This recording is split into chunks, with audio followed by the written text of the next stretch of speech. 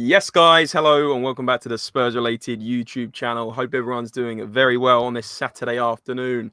Today, I thought we'd bring you a little live stream talking about Thomas Frank, obviously our new manager, and the way he sets up his teams, the way he's previously done it with Brentford, and the way that he can have such a fluid sort of system that he'll obviously integrate into the Tottenham Hotspur system. And today I'm joined alongside debutant Frank Thomas, who is an aspiring coach actually, and is much more equipped to explain these tactics than me. So Frank, how you doing, mate?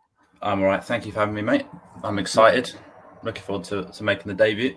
Sounds good, mate. Sounds good. And guys, if you do enjoy this little roundup, we've provided a lot of different breakdowns and stats that will be going onto the screen. So if you do enjoy this video, as I always say, smash a like on the video. And I've got to say a massive thanks to the live stream yesterday. Got over 2,500 views already, and it's growing. And I really appreciate everyone hitting subscribe, everyone hitting like and supporting the channel. But without further ado, let's get straight into some tactics, shall we, Frank? So let's not get into that one straight away, but let's get straight into talking about possession and talking about how actually Thomas Frank has such a fluid system that we've seen some real lows in possession and some real highs. Do you want to just take us through straight away? Yeah, let's do it. So I think the first thing that's really important, and I wrote down, was that the idea of there being a Frank ball is false. It's not a thing. Whereas we sat there and went Ange ball and all this, that Frank ball isn't a thing. There's the key word throughout the whole of the research is adaptability, and I think that shows here. I mean, the one that I picked up on was when they beat Southampton 3-1 and when they beat Southampton 5-0 away earlier in the season. In both of those games, they had less possession than Southampton. They had 37% in this one, and they had 49%, I think it was, away at Southampton. And both of those, you might look at it and go, they played the worst team in the league and had less possession in both. That's insane. But they knew that Southampton made mistakes for themselves. They brought things on themselves, as opposed to where, like when you play an Arsenal or someone like that, you have to try and break them down because they're an elite level. Don't know why I picked Arsenal, but a top team that you have to break them down. Whereas I think they knew that Southampton would be the reason for their own downfall. And so they allowed them to have the ball, and they scored 8 in 2 games against them, and it worked. Sure. But I think it just kind of shows throughout that. And if you look at the XG numbers, they're still high. Like they had 38%. They lost at Chelsea. They had 1.6 expected goals, which is, I think, above the average, I want to say, in the Premier League per game. I think it's about 1.4, I think most teams have per game. So it's above average. And you can look through when they beat West Ham, they had less possession in that one as well. And that's 1.6. Is that 1.6? Yeah, 1.6. And if you want to look at the highest level of possession they had this season, it's, again, the adaptability. But we're in there twice. Obviously, we beat them both times, but it's that they can go to Tottenham when we beat them 3-1 and have more of the ball. And they're okay to do that. And they can switch. Like when they played Ipswich, for example, again, another lower team. But like Southampton, they knew that Ipswich were a side that were relatively composed on the ball and weren't going to, make mistakes themselves. And so those mistakes had to be forced, and they did in 4 expected goals. Sure.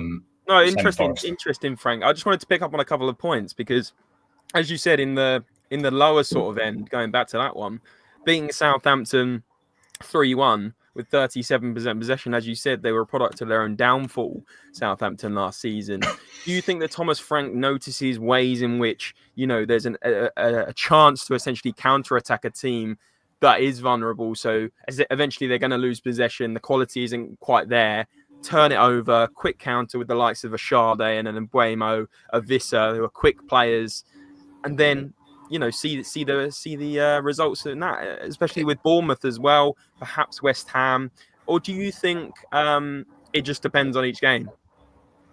I think it's about being adaptable for each game. I think it depends. What he had at Brentford, I think he's going to have at Tottenham, in that Tell is quick, Oliver is quick, Brennan Johnson is quick. They could maybe do with 1 or 2 more, but that's a different argument. But people with pace that can hurt you quickly, because pace is probably the biggest killer of the lot in that they can hurt these teams. Whereas so many times Tottenham last season played against a team like, Southampton we beat 3-1 at home or whatever. That's probably the wrong example, but off the top of my head, I can't think of it. So many times we played teams where we just couldn't break them down. Yeah. One off the top of my head is Palace away when we lost 1-0 there, but they just Ipswich, they didn't. Ipswich at home. Ipswich is another one.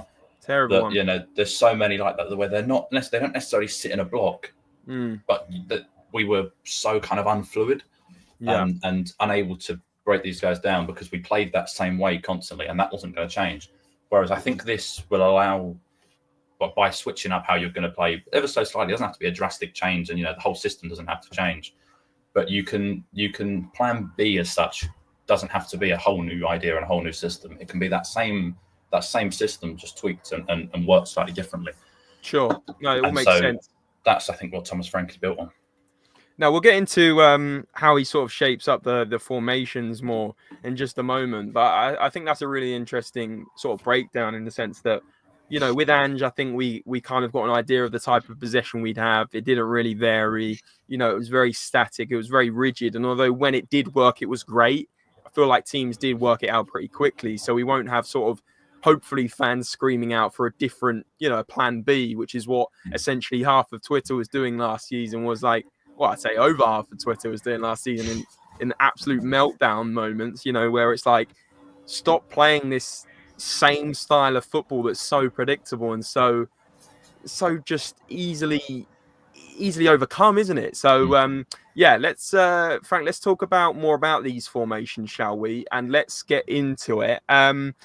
You've dug out some stats, I believe, from Opta around the different formations Brentford used, and you can see, guys, on the screen, six different formations used in just one season. How many? Frank, just quickly. This gets confusing because you're called Frank and we're talking about Frank. But how many formations do you think Ange used last season? The only other one that I can genuinely remember, they used the usual. The 4-3-3 or whatever you want to call it. Yeah. Most of the season, obviously. When we went to Frankfurt, he brought Danso on and played 5 in the last 10 minutes. I remember that. Yeah. Other than that, I feel like they might have done it at Villa as well, and we lost 2-0 like a week before the cup final. Perhaps in the final as well, in the Europa final. Yeah, Danso came on for that, didn't it? Once Danso sort of settled and Romero and Van der Ven were both playing as well, he switched up occasionally slightly more. But, I don't think there's probably more than 2, to be honest with you. Interesting. So Frank, talk to me about how these different setups at Brentford worked and how often, you can see that the vast majority is a 4-2-3-1, which we're expecting Frank to adopt at Tottenham. And then it was, 9 games in a 4-3-3, 4 games in a 4-4-2, 2 games in a 3-4-3, 2 in a 5-3-2, and 1 in a 3-5-2. What do you think? Again, well, just clarifying, we're expecting a 4-2-3-1 at Tottenham, which will break down into how that will look with Tottenham's team, which is a bit more exciting as well. But Frank, just tell me about what we can expect potentially out of these 6 formations. Do you think we could see all of them? Do you think we see 2 or 3? How do you think? I think we'll see most of them, to be honest with you. I think this table alone was only how the hell they started games. So they started from the very face of it with a 3-5-2 once last season, but that doesn't mean that they didn't switch. A lot of the time, like it says, obviously the 4-4-2 was used 4 times off the face of things, but a lot of the time, and I found a picture of it yesterday. I don't know if I've got it, but I found a picture of it yesterday where when they're defending, their compactness in a 4-4-2. And they are so compact and so tight together that I think it was something that Vertonghen said ages ago when he was here, and that Pochettino wanted that the line between him and Harry Kane should have only been X amount of distance, whatever it was. But it was about you have to be compact. And that was the complete, obviously, opposite of what we did last year because we were so open and whatever. So just because, on the face of it, we're going to line up with a 4-2-3-1 at the start of the season, whatever. I think we'll see pretty much all of them at some stage. I think we have a better quality of player for player than Brentford. So I think he could probably be slightly more expressive and try different things. and try and score more goals. They scored their 5th highest scorers last year, but try and score more goals. But having said that, it wouldn't shock me if certainly I think he might really like Dragusin. I think he will really like Kevin Danso. If Ferrero stays, I think he will love Van der Ven because he's superb anyway. Sure. But I think we could see those 3s and 5s quite often, because I think we also have the fullbacks that suit back 5s massively. Yeah, no, I completely agree. Going to that last point about the fullbacks, I think just from looking at this, Frank, if we adapt to a 3-5-2 mid-game, for example, you could see the likes of a Porro just bombing down that wing, almost becoming that right wing back / right winger, leaving Johnson maybe to come inside and support Solanke up front, potentially as a second striker. You could see Udogie really working down that left side. And again, that 3 then becomes a bit more fluid, perhaps 1-6 further deep, 6 to sweep up with the 3 at the back. I'm already getting excited thinking about it. I mean, I think we do need a few more players in order to make this actually work. I think certainly we're talking about it further, Frank, but the number 6, which is kind of required for this system. And as we were talking about as well, the 2 sort of central midfielders that can really play on the turn, that are comfortable with the ball. And I know, Frank, we were discussing backstage, weren't we, about sort of how Pape Matar Sarr maybe fits into this and how maybe he doesn't quite fit into a Thomas Frank system. Guys, before I carry on, if you are watching on repeat, I know a lot of people like watching the streams on repeat. I appreciate you guys. Whack your comments in below on what you think about what we're talking about today. Any comments, I don't care if you comment 10 times. I love replying to every single one. Make sure you're hitting the subscribe and the like button as well. I think there's a bit of gardening going on at Frank's house. Not sure what's going on. Just the window open. Apologies. Okay. Yeah, it's all good. Like and subscribe, and yeah, let us know what you're thinking in the comments. But Frank, let's go on to talking more about Brentford's average position, sort of linked with the formations here, but actually, for the average duration of how long players sit in those systems and sit in that different positions and how they adapt in games. I mean, I think you made a really good point a minute ago about Brennan Johnson. And if we play a 3 or a 5 and being able to play with Solanke and play off of Solanke, and obviously, I mean, he wanted Brennan Johnson before he came to us.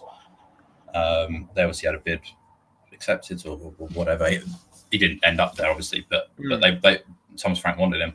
And I think being able to, he's obviously different to Mbeumo, because Mbeumo cuts in and goes with his left foot. But being able to play as the one that runs, he's a bit more Visser than he is Mbeumo, in that Visser's a runner. And I think Johnson quite excites me. I mean, if you look there and you've got him sort of in that inside sort of channel, same as the left winger, and call it him and Matty's tail. I think it will be next year mainly, unless we sign another right winger. But that will be what I think it will be. And obviously the striker behind your attacking midfielder there is quite deep, and so I think that's sort of something that Solanke can do. Play like, I know Tony wasn't. We said before, Tony wasn't there in the season that this is showing, but it hasn't changed drastically since Tony was. I mean, I think I read that since Tony has left, like this season, obviously, that they've had the most touches inside their own penalty area, 100 more goalie passes than any other team. And I think, I can't remember the exact number, but it was that they've gone long a lot less. Their numbers, I don't know if that's actually in here or not, but then the percentage of how much they went long dropped drastically. And so that could be really interesting with Solanke as well, and that he can play that Tony role and drop in, flick things on. And we've seen that probably more so this year. But then Tony also scores 20-odd league goals in his best season under Thomas Frank. So I'd be quite interested to see what sort of role he plays. But Tell and Johnson and the fullbacks, those sort of wide players are the ones I'm really quite excited for, because I think, as you say, I mean, certainly the right back is quite advanced, and I think Porro is practically a midfielder half the time, and I think he plays that role superbly well. Yeah, no, 100%, 100%. And going back to what you're saying about Tell and Johnson, I think almost you see Tell coming in just like that left winger there. But would you say it's almost potentially, correct me if you think I'm wrong, the reverse? I think Tell may stay was saying that. I was going to say he stayed more wide than Johnson, but actually Tell has played as a striker before, hasn't he, for Bayern Munich back in the day? So potentially we could see both of those wingers coming more inside, and then that average, perhaps the left back and right backs push up more to replace that. So you almost overload the box, which I know Thomas Frank likes doing. Overload that 6-yard, 12-yard sort of area with a Solanke, with a Son if he's playing, with a Johnson that comes inside. And then you've got Porro and Udogie to sort of maybe make those deliveries into the box. Exactly. And I think Johnson, we've seen it this year, and that he's possibly not as confident as he could be in running at people and going at people. We've seen him do it at Forest and things, and I think Thomas Frank will probably get more of that out of him. But he has become an expert in poaching and getting in late and scoring goals. And I think Tell could be that on the other side. I think Tell was suited to that sort of inside forward role more so than it's kind of like Son was when Son was coming through. Son was never made to be a wide winger, I don't think. Maybe when he was younger and a little bit quicker and sharper. But as he's got older and his finishing was his real main part of his game, Son was never really sort of, and so under Ange that obviously hasn't worked. And I'm not sure Tell was that player either. But I think like what he did with Visser, where Visser got 18, 19 league goals this season. If Tell stays fit, I could see him doing something similar, because I think as a raw talent, I think he's superb, and I'm quite excited for that. Wow, bit of a statement there, Frank, on your debut there. 18 league goals for Matthias Tell. Let's see if that one comes back to bite us or not. I can see what you mean, mate. I think he's going to flourish under Frank as well. I'm just still not sure on his output, but if he gets assists instead, I'm all for it. Listen, let's move on to talk more about that midfield system. And Frank, I know you pulled up a couple of different screenshots. We got on a couple of different slides around the sort of almost like a pyramid in the middle of the park there. Do you want to just talk about that? Yeah, so I think another thing saying about like adaptability is one of the main words that I found throughout the whole thing. Another one is simplicity. And I think it was, off the top of my head, I think it was Phil Shankly that said that football is, a simple game made difficult by people who should know better, or something along those lines. Yeah. That Thomas Frank wants to make it simple. That's the whole idea. You haven't got to overcomplicate it. And so often we associate Pep with doing all these, different complicated ways of playing. And Andrew's probably the furthest from that we've seen, because it was the least tactical sort of coach I've seen in a long time. Also, we are led to sort of believe in that this is you're playing this same way no matter what. Sure. But Frank is about being simple, basically, with it. You're going to do what it takes to win, but it hasn't got to be insane methods of it. It's simplicity. And so this was quite an interesting thing that I picked up on from Adam Clary from The Independent. And so I think it's Pinnock on the ball there. And you've got Janelt and you've got Norgard in the middle there. And it's the simplicity of being intelligent. That I think Bergvall, Bentancur, and hopefully Archie Gray will suit this really well.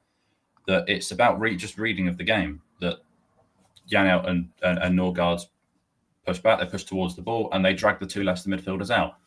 And if you switch to the next one, within literally a ball into Norgard, it came straight out to the right back and then straight into Damsgaard within a second and a half or 2 seconds or whatever. And Damsgaard's got that space. Damsgaard's a good player. I think if you give that sort of space to James Maddison and to Kulusevski and hopefully Eze, these guys will really hurt you, because they when they want to be can be really top players. And so the whole idea of Thomas Frank's thing is about overloads, about creating space for you want the best players, a bit like kind of Slot's done with Salah this year. They gave the best player the ball in the best places, and that's the simple. He hasn't got to be running around everyone. It's about giving the ball to the best players when they can hurt you, and that's kind of what Thomas Frank's thing is. That the triangles and that triangle in the midfield is really important. The line across the front three is huge. So, but so often you see Damsgaard, and I found another one where he sort of ran up to the box and dropped in and allowed, I think it was Nathan Collins, their centre half, to bomb forward. That it doesn't matter who it is, but they want to find a simple way of it's fluid, and that's something that we weren't last year. Yeah, no, really good points there, Frank. I think it's all like you said, simplicity, fluidity, and adaptability. I can't even say it, adaptability. 100%. I think like just from scrolling back here, in this build up, like you said, within a few seconds, you've gone from being just before being in your own half essentially to turning the ball over in midfield, and you've got one, two, three, four options there up front, and all the centre backs are then sort of panicking as well. You can see the Yeah. Leicester defence there out of shape. It just unlocks. I mean, I can see the ball through. Frank, did they actually score from this or create a big chance? I don't know. Is your answer? But, I don't know. but even regardless of the situation, you can see that it's going to create chances. The XG is going to improve, and in turn, it's going to create more goal scoring opportunities and create more goals. And look on the left hand side you can see it more on the bottom one, the top left. You can see that player's almost through. He's onside. Slot it into him, play it inside, run down into the box, and play it along. Across the Vissa or Mbuemo, I think is that. It just unlocks a potential for goal scoring opportunities, doesn't it? And I think that's the thing as well. That don't get me wrong, Damsgaard's a good player. Damsgaard is an impressive player, and I like him. He's been very good this year. Do I think if they're both at their best, he's better than James Maddison? I don't. We don't often see the best from James Maddison, but I think James Maddison, when he's at his best, can be superb. Same as Kulusevski. And these guys will find those passes, I think that's whoever that is up there, Lewis Potter or whatever. They will find these passes, and so that's why I'm quite excited about Telbos. I think he's going to be in those positions a lot, and Johnson in those positions a lot. But yeah, that's kind of the one I picked up on. That the fluidity is really vital, and that's something that I think Tottenham have not really probably had real fluidity since probably Pochettino left. I agree. Because Conte played that one system, didn't he? Almost with the what was it? What were we playing with Conte? It was almost a 5 at the back at times, wasn't it? Yeah, 5, and then you'd have 2 in midfield, and Højbjerg and Bentancur. And with all due respect to Højbjerg and Emerson and Davinson Sanchez and Winks, Semenyo and Winks, and it wasn't fluid. Yeah, exactly. It wasn't fluid, and it was rigid, and it was what he wanted because it was that defensive style. Same as Mourinho. And Nuno was obviously here for a short period of time, but Ange kind of was veering towards that, and then it became so fluid that it was unfluid, kind of, if you get what I mean. That it was the mess. 100%, mate.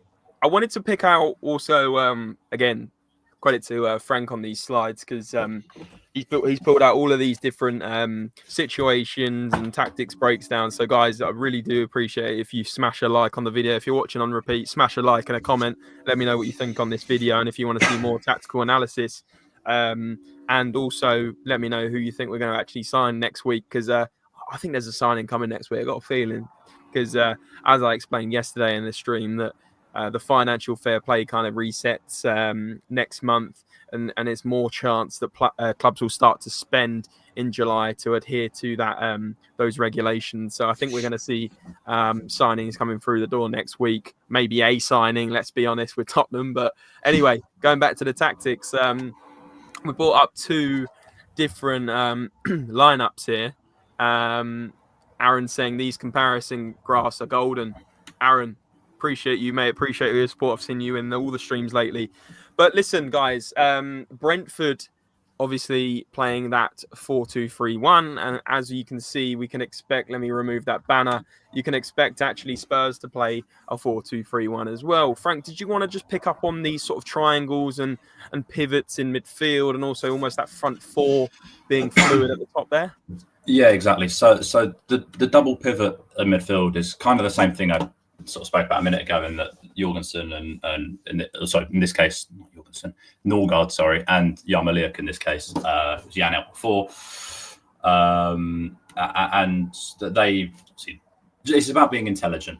That's the simple, doing what kind of like what Ange did, and giving players freedom to make their own decisions, and not being you have to do this is the next pass constantly, but doing things intelligently. And that's kind of the Thomas Frank sort of thing again. And so that obviously then left space for Damsgaard and we say we saw that chance before. But the bit that I really sort of found interesting was that front four. Now, obviously, that one below, I don't think Son will be a major part of it next season. I think it'll be more Tell on the left. Obviously, you've got Maddison and Kulu. You can switch between if they get another right winger. So you're going to have a number of different players. But that front four is the one that's interesting to me, that sort of diamond sort of shape. Because the one stat that I found was interesting was Brentford last season had the second highest amount of shots from central positions. So 71% of their shots last season came centrally. Only Brighton had more, with 72%. Wow. And that was interesting, I thought, because I feel like so often Tottenham we didn't create sort of like chances that you felt were real solid chances. We'd play games and we feel like we'd dominated, and we'd look and we'd had an expected goals of 0.6 or something. Because we're getting Son out wide. Yeah, exactly. And Son's hitting one from out wide and the keeper's making a decent save, and then Porro's hitting one from distance and it's a good save again, of hit the post, and that was kind of the story of it. I mean, we saw it when we played Frankfurt at the home one. We drew 1-0. We were the better team, but the chances that we look back on and go, we had great chances, was Bergvall hitting the bar from 35 yards. The keeper making a save from just outside the area from Son, and then a Van der Ven header at the end, which was a good chance. But it all adds up to being still less than probably one expected goal, or 1.2 or whatever, which is obviously below average. So that's the bit that kind of gets me. That the idea is, I say, simplicity. They want to create, in theory, if you get the ball as close to goal as possible and get the ball into, like I said, with Slot and Liverpool and Salah, and get the ball to the best players in the right positions, you'll score more goals. And that's what they do. And they've made Damsgaard better. He's made Sade better. He's made Mbeumo and Vissa better. He made Tony, Watkins, Benrahma, a lot of them better, because he gave them the ball they made sure they got the ball in places that they could be prolific in. And so that's kind of the thing that, again, Johnson being able to pop up late in the box. Tell, I think, can probably it's something that's probably difficult to teach. So hopefully that's something that's out of there. But I think, given that he can play that striker role as well, it's probably something that he can do. But yeah, that diamond, I think, is interesting, because I think we're going to see a lot less of Basuma. Yeah, Basuma certainly in midfield. I think that's probably. I mean, I'd be surprised if that ain't Bergvall.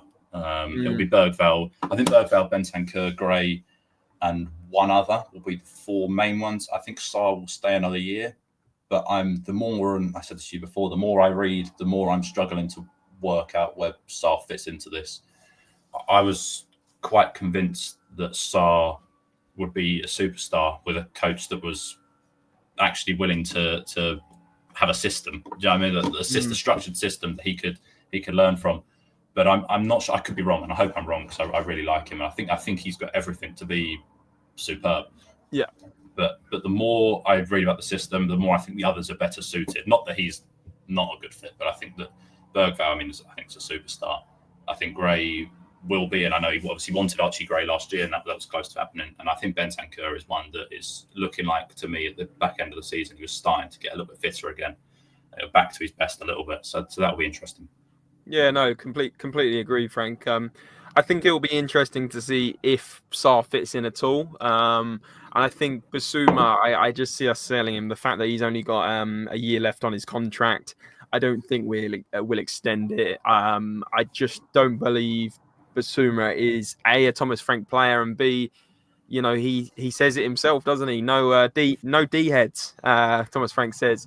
And Basuma, unfortunately, has a tendency to have an attitude problem. But let's not go down that lane on this tactical analysis video. Frank, just a couple more things on this. Mm-hmm. I just think with the Maddison, there's a lot of question marks, and I want to bring up a comment from the chat. Reefer saying, I think Thomas Frank will start Dejan Kulusevski. That's my feeling, and probably in another role than expected. Do you see Kulu fitting in the 10 in this system if we weren't to sign an Eze, or do you think he'll go more with a Maddison? I think, personally, I don't know how long Kulu's out for, because they don't tell us anything ever. Yeah, But true. the fact that he was, I mean, in a wheelchair about 3 weeks ago suggests that I don't think he'll be fit. I mean, he might be, but I don't think he'll be fit for the start of the season, which is what Aaron said there. I think he will probably be out until October-ish time. It's just a hunch, given that, I think I would be surprised if he's here at the start of the season. Yeah. Having said that, the idea that in another role than expected is what I think would probably be more likely. I think Maddison will have that 10 position. I think Kulu will be used as a right winger more often than not. And we saw him a lot. When we played as a right winger, he was not as good as he was playing as a 10. I mean, when he was playing as a 10, for certainly until Christmas last year, was probably our best player. 100%. And arguably one of the better players in the league. Yep. And I mean, he was superb.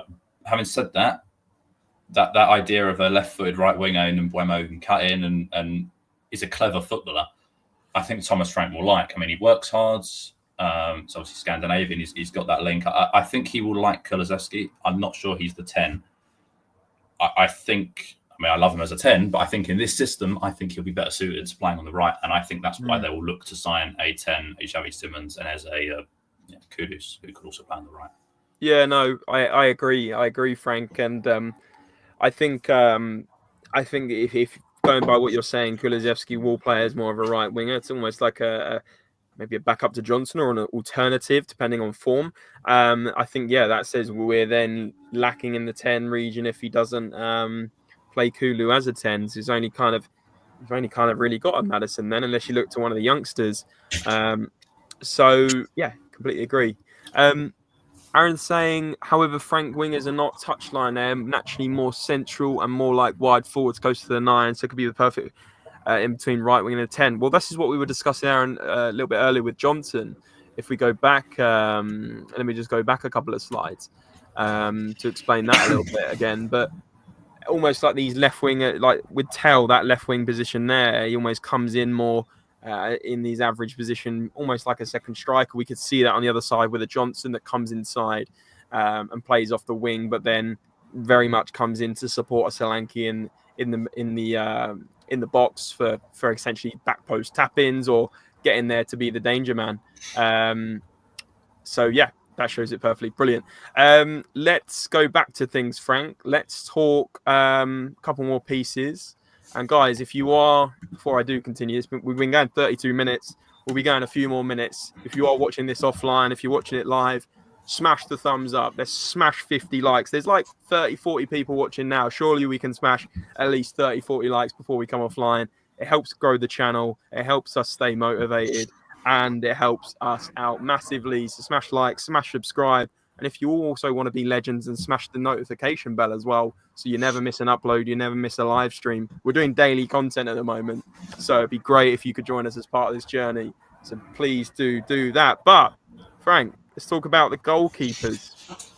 Right. I think I said earlier on, I'm not sure if I did say it or not, but they first of all, last season, or season that's obviously just finished, they had over 100 more goalkeeper passes than any other team in the league, and the most touches inside their penalty area. So the whole thing is built on patience last year. That was obviously because they didn't have Ivan Toney. They had to work it. And Visser is not exactly a target forward. He's a top player, but he's not that. Yeah, he's a runner. But he played predominantly as their 9. They signed, I can't think of his name, but they signed a Brazilian guy for about 40 million last summer. And he did his ACL in pre-season or his MCL or whatever, and he was out for the season. Igor Thiago? Yeah, that's it. There you go. And so he was obviously their Toney replacement. I think he's tall. He's that target sort of striker. And so they had to adjust, and they had to switch up. As you can see that season, was it 23-24? I think that Toney had the betting scandal, I want to say. So it was that one. Yeah. So 21-22 and 22-23 were the 2 Toney years, pretty much, and the other 2 weren't. And that shows it simply. What I find interesting is Solanke, as I said earlier on, can do both. Solanke can play as that hold up that can flick things on and have Johnson running for him and Tell running for him and Son, if he's still here, running for him. And that's an Odeburn or whatever. So that's an interesting one. But then also that he's good enough to play with his feet. He's good enough to turn and drive, and He hasn't just got to be someone that holds it up and lays it off for Kulu or Maddison or whoever it is. Yeah. And so I think we could probably play both ways, and I think that makes it, tough to call now, but probably then harder to play against when it's actually in action, because we can be adjustable and switch up and adaptable. Yeah, no, 100%. I think just looking at it again, as you just explained, the Tony years were the ones where it was a lot higher. I think we could almost see it in the middle there. Sometimes, again, talking about adaptability, maybe playing it long to Solanke, you can knock it down to the wingers or knock it back to the midfield and create the attack from there, build on it from there. But also perhaps we will play it short. And I think we do have a lot of ball-playing defenders that actually are good with their feet. You know, I'm thinking of Porro, I'm thinking of Udogie. Romero's pretty good if we were to hold on to him as well. So I think we may see a bit of a medium in this sense on this graph, Frank. Maybe almost in the rather than the 70s or the 40s, maybe sort of a 50%, half and half. I just wanted to bring up Reef for saying Sweden's head coach is also a Dane, John Dahl Thomason, and here Kulu has a right winger role like Mbeumo when both fit. Who's better, Johnson or Kulu? Let's keep that one to the chat. Let me get you guys debating that in the comments. Maybe I'll bring it up in a minute. And if you're watching offline, put that in the comments below. Who do you think's better, Kulusevski or Johnson in this system? But let's also, Frank, talk about expected goals in the Premier League last season. And as you can see, obviously, no surprises, Southampton are very much at the bottom there. And Liverpool and Arsenal more to the top. Do you want to talk through this, Frank? Obviously, Spurs allowed XG versus created XG.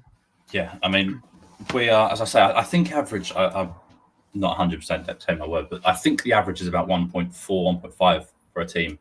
That works out about that's where the most sort of the teams are creating expected goals. And Spurs were about 1.6 last year on average per game. Where Tottenham are a problem is they're then allowing about 1.7, which is why we lost 22 league games, because, well, the only other teams that are that much worse than us are Ipswich, Leicester, Southampton, and West Ham are conceding less on average, scoring less, and Wolves are conceding quite a lot less, scoring less. So you can see powerfully from that, though, Frank, that's why we finished 17th, right? Other than Ipswich, Leicester, and Southampton, who were far worse than everyone and had literally like terrible seasons.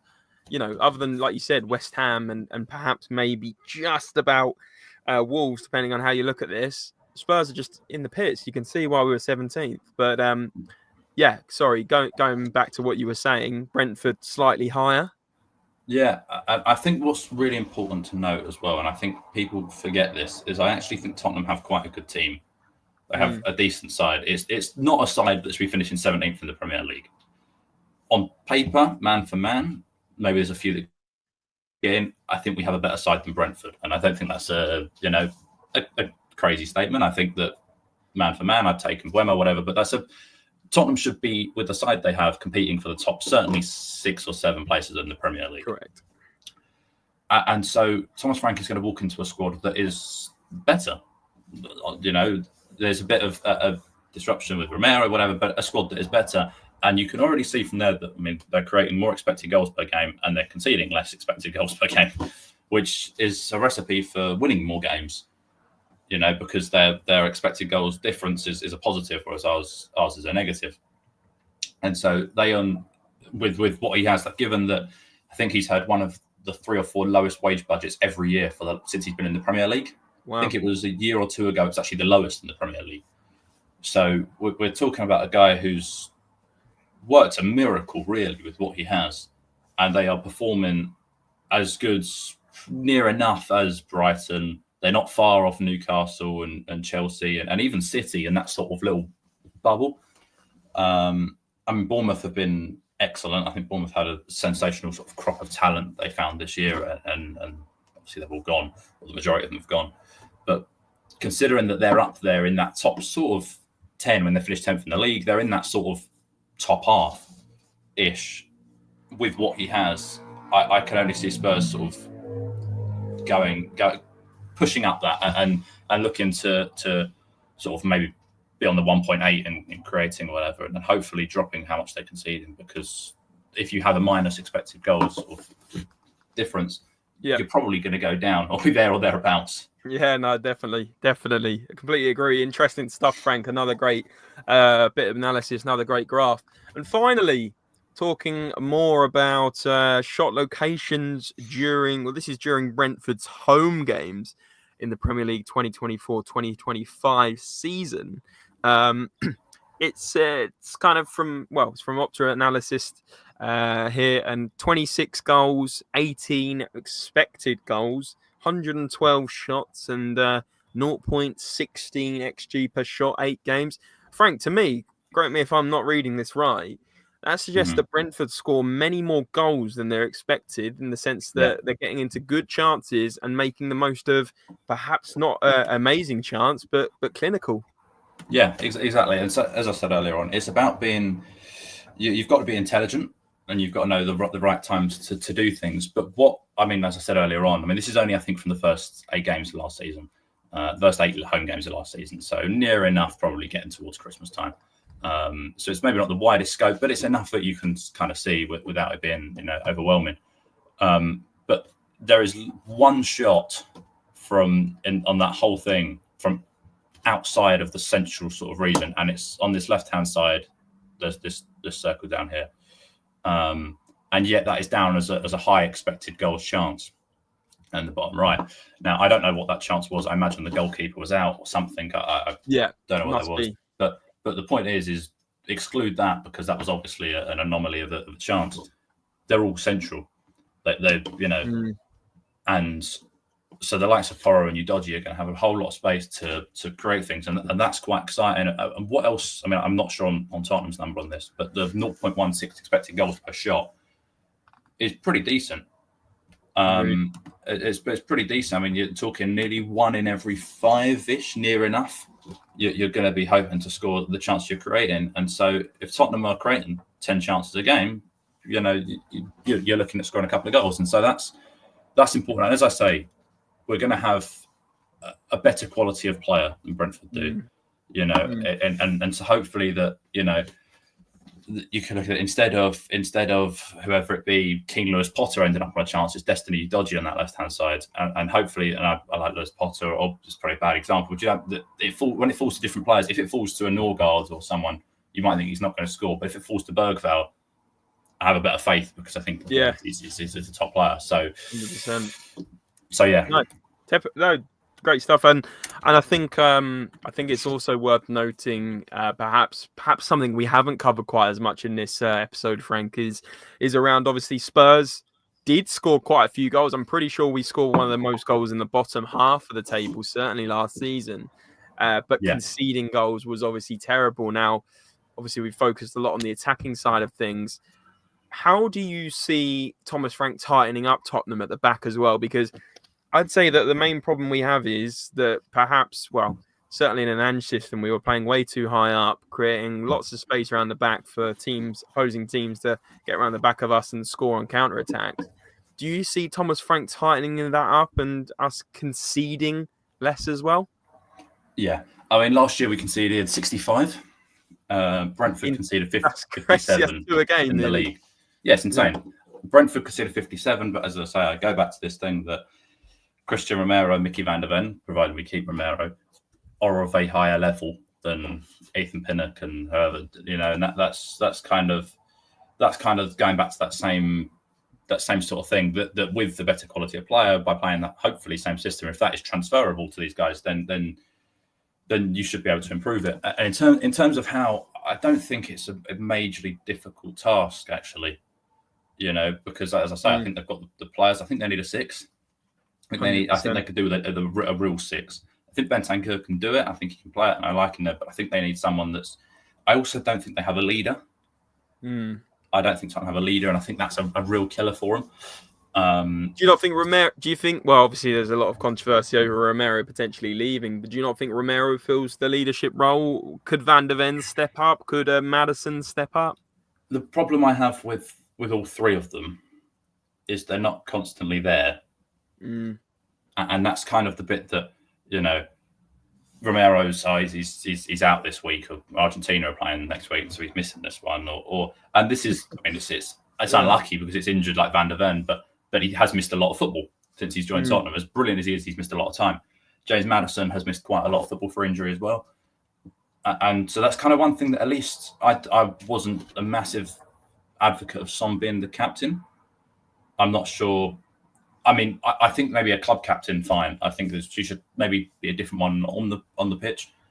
But what I would give Son is that he was fit and available for pretty much all the season, apart from the Europa League running actually. But he was there throughout the whole thing. I would probably look, again, the injury depends, to go for someone like Kulusevski, but it's kind of who's going to be reliable all the time, because so many times last season we played a game where none of them were there. Like the amount of times that Maddison, Romero, and Son all weren't there, and then it would go to Vicario, and then it just gets passed down, and so they need a leader. That's important, I think. But as I say, I don't think it's a majorly difficult task. I think as long as you can, as I say, I think they've got the players that you've just got to be. That he will be more compact and more concise, and we will become more consistent. We won't win as many games. Might not beat Villa 4-1 constantly and win 4-0 at the Etihad, but we're also not going to lose to Ipswich and Leicester and Burnley first game of the season. Hopefully not. Exactly. Right, guys, we are coming to the end of our tactical analysis now. It's been a good 45 minutes of great analysis. I've got to say, Frank, on his debut, amazing job. So let me know in the comments if you have enjoyed this type of video. Before we do go, I always like to ask the chat and the people watching on repeat one question, and that is going to Frank and the people in the chat and people watching. So whack it in the comments below. And that question is, we just spoke about how Tottenham need a number 6. We need a player that can soak up the pressure and play on the turn and bring the ball out from essentially the back line and take the ball off Romero, Van der Ven, whoever it may be. Which number 6, if you had any choice in the world, well, realistically, let's not just say anyone. You can't get anyone. Who realistically we could lure or is available, would you get in as the number 6 at Tottenham Hotspur? Frank, have you got one?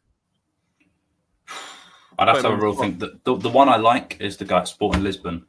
Hjulmand or whatever his name is. The only thing that puts me off is he's got an Arsenal tattoo. Oh, he can't come then. No, that's. I mean, if he gets it, I've seen a lot of people. Off. Yeah, no, we're not having him. I've seen a lot of people say Paulinha, who used to play for Fulham at Bayern Munich, available because he's not getting in the Bayern Munich side. I've seen a lot of people say Douglas Luiz, formerly of Aston Villa, now of Juventus. Very solid, obviously aggressive. Would he work well with Romero? Both absolute nutters, I'd say. So maybe we'd get too many red cards, so that wouldn't work. The one I love as well is I think he costs too much money, and I think you probably won't get him. But is Adam Wharton? I think Wharton's elite actually, and I think he can go. He'll end up at Manchester City or something. So it's kind of a pointless conversation because he ain't going to come to us. But I think he's superb. But hopefully they can kind of mould Gray into that as well. That he wanted him as well, and at Brentford. So hopefully he can kind of mould Gray into Norgard, but 10 years younger and hopefully better. Yeah, love it. So, there you go, guys. Who do you sign as the number 6? Let me know in the comments offline. Let me know after this video. I was just going to bring up Aaron saying Paulinha, in my opinion, that's his thinking as a Spurs board member. That's the most realistic, but he'd love someone better. And here we got Tapwanshi Mapunga. Hopefully I pronounced that correctly, mate. Nice to see you. Always see you in the chat. He's saying Kulu or Maddison, who is better? I'd say for Frank's system, it's a hard one actually. I'd go with Maddison, but has he got the complete work rate? To all Thomas Frank's players need to work hard. It goes without saying, and they need to be fluid and adaptable, as we've just described and explained. Frank, who are you going for? Just as the last point. I think Kulu suits it because I think he works hard and he's a runner and he's so in that respect, I think as a 10, I think James Maddison will suit it better. This system, I think they're both incredible and it's a lovely problem to have. Yeah, it's not a bad problem to have, is it? Not a bad problem. Guys, Absolutely, really enjoyed that. Frank, thank you so much for coming on, mate. I've Thank you really for having enjoyed me. it, and I hope you've enjoyed your debut. I have done. Thank you for having me.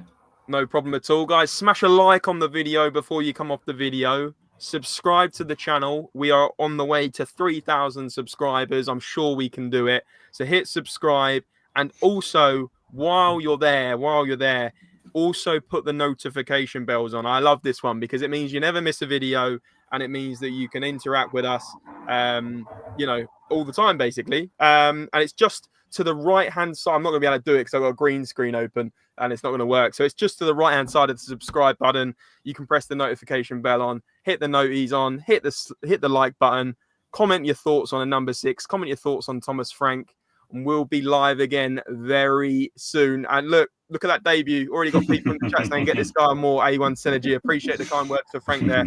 But guys, please do all the above. Really appreciate all the support lately. I'm really enjoying being back on YouTube. I think Frank might be maybe a new regular by the comments and his performance. But guys, we'll see you very soon for another video on Spurs Related. And remember, as always, come on, you Spurs! Come on.